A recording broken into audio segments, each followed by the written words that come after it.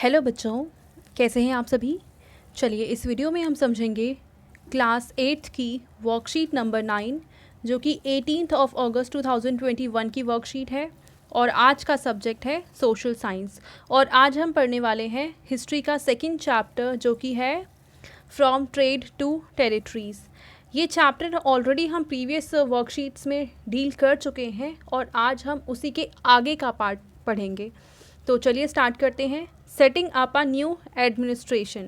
Governor general Warren Hasting from 1773 to 1785 was one of the many important figures who played a significant role in the expansion of company power। तो governor general Warren Hasting जो कि governor general थे from the period 1773 to 1785 और ये एक बहुत ही important figure थे। One of the important figures हम इन्हें कह सकते हैं जिन्होंने कंपनी के पावर को एक्सपैंड करने में काफ़ी ज़्यादा इम्पॉर्टेंट रोल प्ले किया, यानी इन्होंने कंपनी की पावर को एक्सपैंड करने में काफ़ी ज़्यादा मदद की। By his time the company had acquired power not only in Bengal but also in Bombay and Madras. तो जब ये गवर्नर जनरल थे तो उस समय कंपनी की जो पावर है वो सिर्फ बंगाल में नहीं थी बल्कि वो बॉम्बे में और मद्रास में भी काफ़ी पावरफुल हो चुकी थी कंपनी। ठीक है। British territories were broadly divided into administrative units called presidencies. तो ब्रिटिश जितनी भी टेरिटरीज उन्होंने एक्वायर कर ली थी, यानी जितना भी ज़मीन उन्होंने अपने कब्ज़े में ले लिया था उसको छोटे छोटे टुकड़ों में उन्होंने डिवाइड कर दिया, जिससे कि वहाँ के एडमिनिस्ट्रेशन में काफ़ी ज़्यादा आसानी हो पाए और उन टुकड़ों को इन्होंने नाम दिया प्रेसिडेंसीज। जैसे आज हम कहें पूरा इंडिया है और इंडिया को एडमिनिस्ट्रेटिव पर्पस से इन्होंने डिवाइड किया है अलग अलग स्टेट्स में, जैसे यूपी है, बिहार है। तो हर एक स्टेट में भी एडमिनिस्ट्रेशन किया जा रहा है वहाँ के सीएम के द्वारा, और पूरे इंडिया का भी एक तरह से एडमिनिस्ट्रेशन चलाया जा रहा है प्राइम मिनिस्टर के द्वारा। तो सेम जैसे अभी इंडिया को डिवाइड करके हमने स्टेट्स नाम दिया, तो उस समय जो ब्रिटिश टेरिटरीज थी उन्होंने उसको कुछ पार्ट्स में डिवाइड करके उसका नाम दिया था presidencies. There were 3 main presidencies. उस समय 3 मेन प्रेसिडेंसी थी। कौन कौन सी? पहली बंगाल, दूसरी मद्रास और तीसरी बॉम्बे। अब हम मद्रास को चेन्नई कहते हैं और बॉम्बे को मुंबई कहते हैं। Each was ruled by a governor. और ये तीनों प्रेसिडेंसीज अपने अपने गवर्नर के द्वारा रूल की जाती थी। The supreme head of the administration was the governor general. और तीनों गवर्नर्स का जो हेड था उसको हम कहते थे गवर्नर जनरल, यानी जो वॉरेन हेस्टिंग थे वो गवर्नर जनरल थे और वो तीनों गवर्नर के हेड थे। ठीक है। Warren Hastings introduced several administrative reforms, notably in the sphere of justice। तो वॉरेन हेस्टिंग ने जस्टिस के स्फेयर में स्पेशली कुछ रिफॉर्म्स किए थे जिसको हम कह सकते हैं काफ़ी इंपॉर्टेंट रिफॉर्म्स रहे थे उस समय के। From 1772 a new system of justice was established. एक नया सिस्टम स्टैब्लिश किया गया था जस्टिस के लिए। कब? 1772 में। और किसके द्वारा स्टैब्लिश किया गया था? तो वॉरेन हेस्टिंग के द्वारा वो स्टैब्लिश किया गया था। Each district was to have 2 courts. हर एक डिस्ट्रिक्ट में 2 कोर्ट होने थे।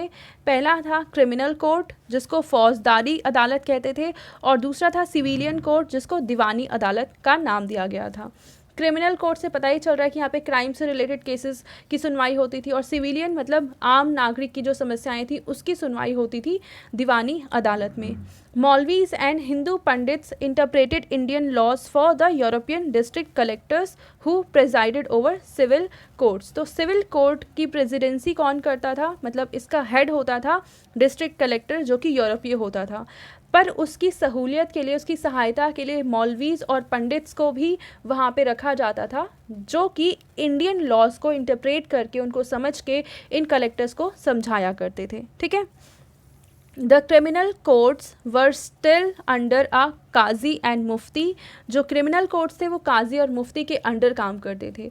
To bring about uniformity in 1775 11 pandits were asked to compile a digest of Hindu laws। देखो उस समय क्या होता था कि हर एक एरिया के अलग अलग लॉज थे कि जो पंडितों के द्वारा बनाए गए थे। तो किस लॉ को किस कोर्ट में माना जाए, किस लॉ को ना माना जाए, ये बहुत बड़ी समस्या थी। तो इसलिए 1775 में डिसाइड किया गया हर एक एरिया से कुछ पंडितों को बुलाया गया, टोटल 11 पंडित थे, और ये कहा गया कि आप एक रूल बुक बनाओ जिसके तहत पूरा इंडिया चलाया जा सके, मतलब पूरे इंडिया में एक ही रूल को फॉलो किया जा सके। तो इन्होंने कंपाइल किया कुछ रूल्स को, कब किया, तो 1775 में। एक तरह से ये यूनिफॉर्म लॉ बना दिया गया था पूरे इंडिया के लिए। पूरे इंडिया में तो ये अप्लाई नहीं हो पाया था, बट स्टिल बहुत बड़े एरिया में इसको अप्लाई कर दिया गया था। फिर H.B. Halhed translated this digest into English. तो इन्होंने तो हिंदी में बनाया था, पर इसको बाद में इंग्लिश में भी ट्रांसलेट किया गया। By 1778 a code of Muslim laws was also compiled for the benefit of European जजेस। तो मुस्लिम लॉ को भी बाद में कंपाइल कर दिया गया, उनका भी एक यूनिफॉर्म लॉ बना दिया गया 1778 में, जिससे कि कोर्ट में कोई भी केस आता है तो उसमें सहूलियत हो सके, आसानी हो सके। Under the regulating act of 1773 a new supreme court was established. तो 1773 में एक सुप्रीम कोर्ट भी स्टैब्लिश किया गया था, और ये किसके तहत किया गया था, उस समय एक एक्ट पारित किया गया था, regulating act of 1773। While a court of appeal the Sadar Nizamat Adalat was also set up at Calcutta. तो हमने देखा अलग अलग डिस्ट्रिक्ट में 2 कोर्ट्स बनाए गए, एक सुप्रीम कोर्ट बनाया गया, और इसके अलावा कोर्ट ऑफ अपील भी बनाई गई। कोर्ट ऑफ अपील का मतलब है कि अगर आप पहले मान लो डिस्ट्रिक्ट लेवल पे जो कोर्ट्स हैं, आप वहाँ गए, आपकी केस की सुनवाई हुई, आप सेटिस्फाइड नहीं हैं, तो आप उसके अगेंस्ट कहाँ जाएंगे, तो उसके अगेंस्ट आप जाते हैं कोर्ट ऑफ अपील में, ठीक है। The principal figure in an Indian district was the collector, यानी कि एडमिनिस्ट्रेशन का जो हम कहें हेड था डिस्ट्रिक्ट लेवल पे, वो कलेक्टर था, काफ़ी पावरफुल था। As the title suggest, his main job was to collect revenue and taxes and maintain law and order in his district with the help of judges, police officers and darogas। तो collector का main काम था, collector जैसे नाम से पता चलता है कि किसी चीज़ को कलेक्ट करता होगा, तो ये कलेक्ट करता था रिवेन्यूज़ को और टैक्सेस को।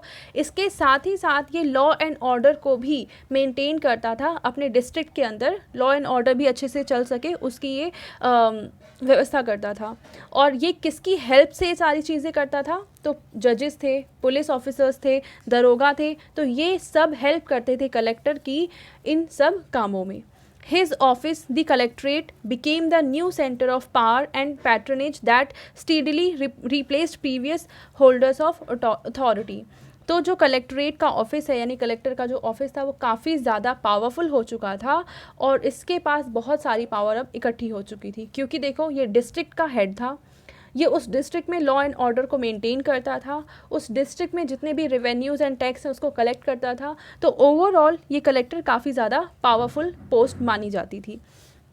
अब इससे रिलेटेड हमें कुछ क्वेश्चन के आंसर देने हैं। फर्स्ट क्वेश्चन है, what was the meaning of presidency which were the 3 presidencies of British east India company.